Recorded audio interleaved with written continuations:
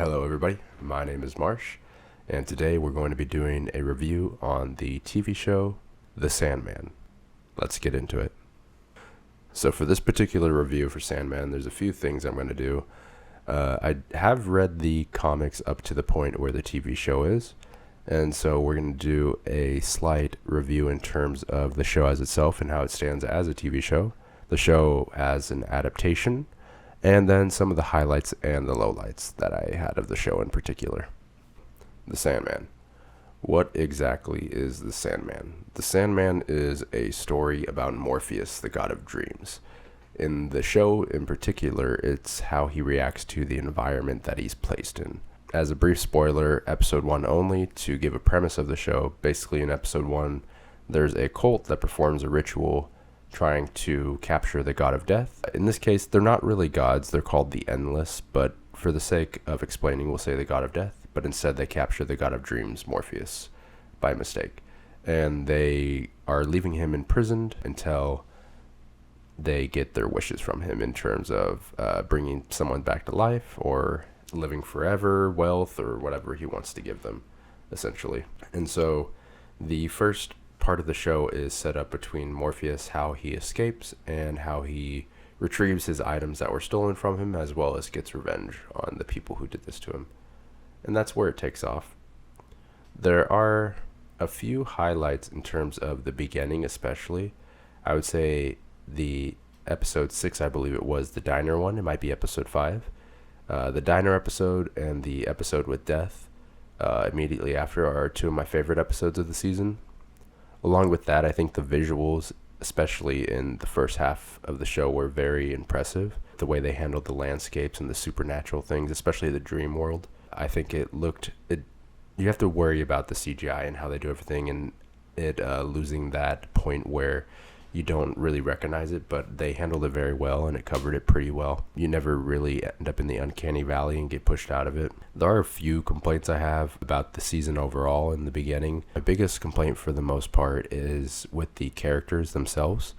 Morpheus is a very interesting character. There's no issues with him, and he's the one that you would prefer to follow, honestly, throughout the story. But then there's other characters each episode, basically, that are introduced that they're just not given enough time to make them feel important. This is more of an issue with later in the season, because really there's two arcs in the particular show. There's the first arc, and then the second arc, which is the dollhouse arc from the comic. And in the first arc, we're introduced to a few characters, but they stay throughout, and then we see the development of the characters and the family and generations and how everything's affected. But in the second arc, we don't really get the same development. We get characters introduced, and there's no really screen time. It's focused around one particular character, but like her surrounding cast isn't done as well as in the first half, at least. And that's part of an issue with the show as well, is the difference between the first half and the second half.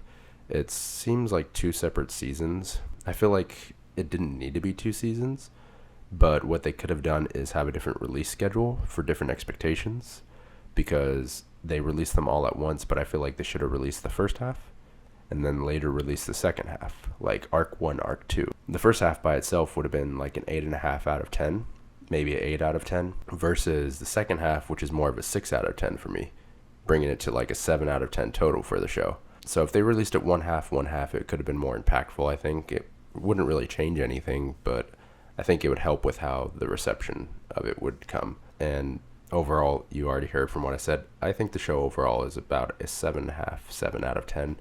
Ish, in that range. It depends on how you see certain things.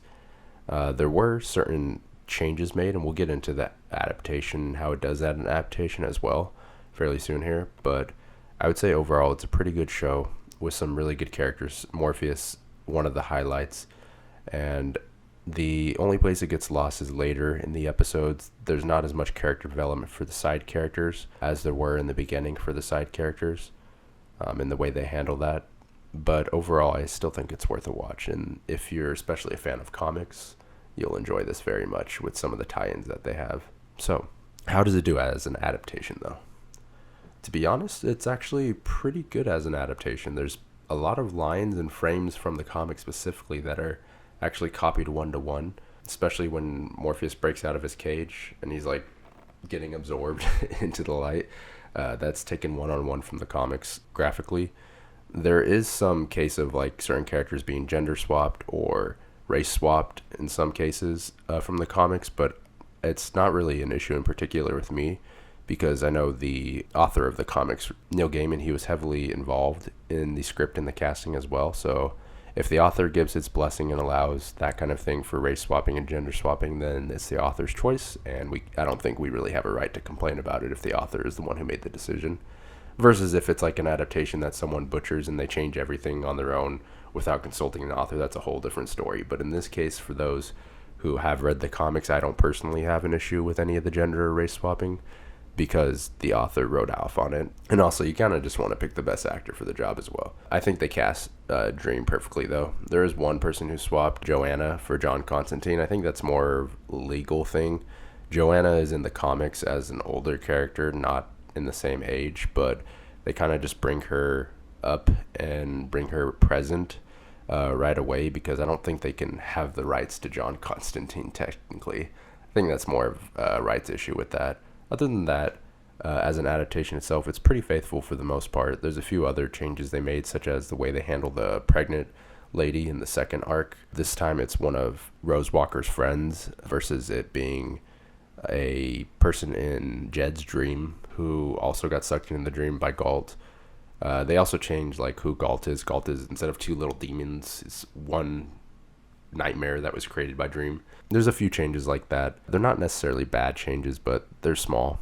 And I don't think it affects the adaptation itself because I think the most important part when it comes to an adaptation is staying true to the material and what they're trying to say with the material, which is what it does because it stays to the material, it stays to the character, it stays to the soul of what Sandman is. So it was very enjoyable as an adaptation for me as like a newly reader. Someone who's read it, they may not like it. Let me know if it's the case where you've read the comics and you had issues with it. Or if you didn't and you loved it, let me know as well.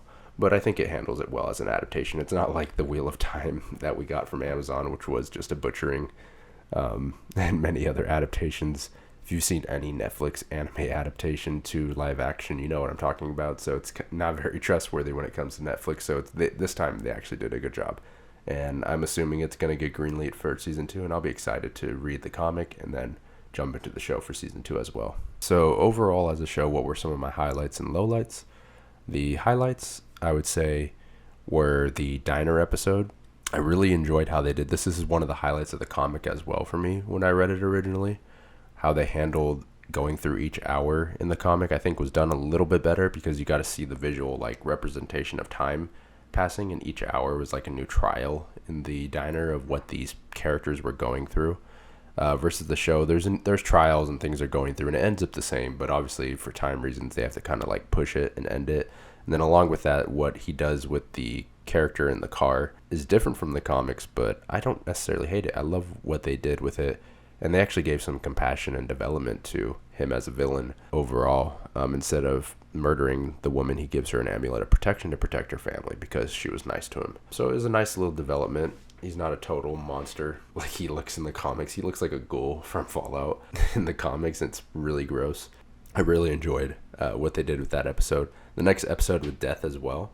I enjoyed that one and getting to see the development of all the characters that engage with Death and before they die, how they handle that, meeting Death and everything. It's very emotional and it's very nice to see. And then we get to see the aspect of what if Death granted eternal life to someone, and so we have an experiment with Morpheus and this one man.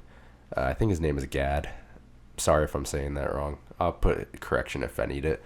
But he basically says, I want to see you every 100 years in this tavern, and we'll talk about what's happened, and we'll see if you want to keep living. And we can see him go through his highs, his lows, and of course every time he's like, I want to keep living. And then eventually he's like, hey, I think you see me every 100 years because I'm your friend. And Morpheus is like, no, I don't need friends. And he goes off all sad. And they meet back up and like, yeah, they're friends. It's very heartwarming, and it's development for both Morpheus and Gad, the character they introduced. But it was a good introduction. It was sort of more of a one-off episode. It introduced certain things. I think it showed certain parts with Rose, but it didn't really bring it in. And that's how it is in the comics as well. You have the arc, and then you have that episode or that chapter, and then you have another chapter with Nada that they explain and going into the past of Morpheus. And instead they cut that out, which I think is valid to cut out because it's just a one-off, like, episodic thing that doesn't really further it. It helps develop Morpheus a little, but we already had enough development for the most part with him. But they still introduce it, and they still show it when he goes to hell. They have a part where he's going by one of the prison cells and he sees Nada in there, and then he like changes into the different Morpheus from the comic. I'll include some images of it. So that was a good throwback to be like, yeah, we still know about it. We didn't talk about it, maybe in the future, but not right now. So that was good. So those were my 2 highlight episodes. The lowlights, really all that comes with the Rose Walker arc. I just really didn't care for any of the characters they brought in. Those characters are in the comic, but the way they handled it, I didn't really care for them in the comic much either. The Serial Convention and the Corinthian's interesting. The villains who there. I think they could have made the Corinthian a little more sinister. Maybe with some like imaging of him like actually having like blood down his eyes and everything. It would have been cool to see. They didn't really handle like the side characters that well. Fiddler's Green was done well. Gilbert. But I just don't think it made me really care. Like Lyda, the pregnant lady, I didn't really need her. I didn't really care about her baby. I'm like, sounds bad to say, but I don't really care about your baby or your dead husband, lady. Like, let's move on and start talking about like the Vortex and getting into bigger things. I did, however, like Jed, though. Jed was a good characterization and seeing his storyline and what he's going through. So it was good to see him there and how they handled that. And I remember when I read the comics at the time, the similarities between the crone maiden and wife, I think, or crone maiden and daughter, the 3 people, the oracles, basically. There's like a mirroring in the comics, which I wish they did. In the comics, they mirror it, and it shows Rose Walker with her mom and then her grandmother Unity sort of mirroring the oracles, versus this time they killed off the mother, and so she wasn't present at all. I don't think it was necessary to kill the mother, but it's fine the way they handled it. And my main complaints, though, is with the side characters in that arc. It didn't make me care enough about the side characters to care about the story. And they got away from Morpheus, which I feel like is the best part of the show. It turned into the Rose Walker show with a little dash of Morpheus versus being the Morpheus show with a dash of side characters like it was in the first arc. I think going forward they need to continue focusing on Morpheus. He's the most interesting of all of them. And have your side stories and side characters thrown in, but don't make them the main story like they did in the second arc. But yeah, overall, those are my highlights and lowlights, how I thought it was as an adaptation and a story. If you've read it, let me know what you thought of how they did. If you haven't read it, just let me know what you thought of the show itself. Other than that, thank you for watching. If you can like and subscribe, that would be amazing. And I hope you have a wonderful rest of your day. Bye-bye, everyone.